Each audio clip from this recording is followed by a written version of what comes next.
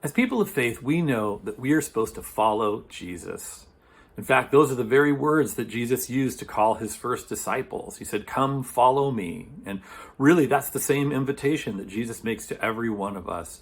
So we're supposed to follow Jesus, and not just as we seek to live our faith and to grow spiritually, but also we're to follow Jesus in deciding what we will do and won't do in this life, and the direction that we'll take in this life. We're to follow Jesus' lead.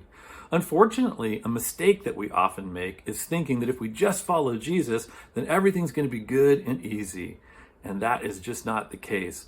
Following Jesus is certainly a better way, and it certainly leads to better things ultimately, but it doesn't mean that everything is going to be good and easy along the way. For one thing, faith doesn't shield us from the bad things that sometimes happen to everyone in this life. But it's also because the promise that Jesus makes us isn't that if we follow him, he's going to lead us in a way that's good and easy. No, the promise that Jesus makes is that if we follow him, he will lead us in the right way. And one of the things that we know about this life is that doing the right thing is often the hardest thing. Living in the right way is often the harder way. And we see this throughout the Gospels, and one place in particular is Mark 10:32.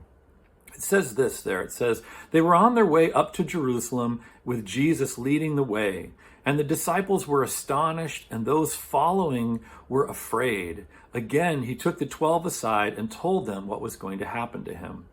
Now, just before this, Jesus had been talking to his followers about the fact that they were going to face persecution in this life.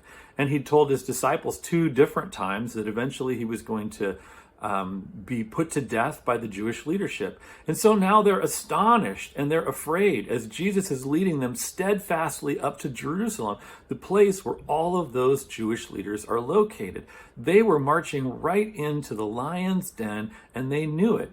And instead of assuring them that everything's going to be good and easy, Jesus takes them aside and once again says, "No, I'm going to be put to death very soon." So Jesus wasn't leading them in a way down a path where everything was going to be good and easy, but he was leading them in the right way, God's way, obedience to God's will and his plan. Jesus' call from God was to suffer and to die for our sin. It wasn't going to be easy, but it was right. It was, again, obedience to God and his will and his plan. And in the same way, following Jesus doesn't mean that everything is going to be easy or good for us. Again, sometimes bad things just happen. But even more importantly, sometimes Jesus is going to lead us into hard places and going to lead us to do hard things, because doing what's right and seeking to live in the right way, God's way, is often the harder way. And that also means something else. It means that sometimes we're going to be tempted not to follow Jesus' lead. Sometimes we're going to be tempted to take an easier route. But we have to have courage and to trust that his way is the best way, that it's the best way even when it's the harder way, that it's the best way even when it doesn't seem like it. So where is Jesus maybe leading you to go? What is Jesus maybe leading you to do? And to go to that place or to do that thing is going to be hard, but it's the right thing for you to do. Where do you need to follow Jesus' lead?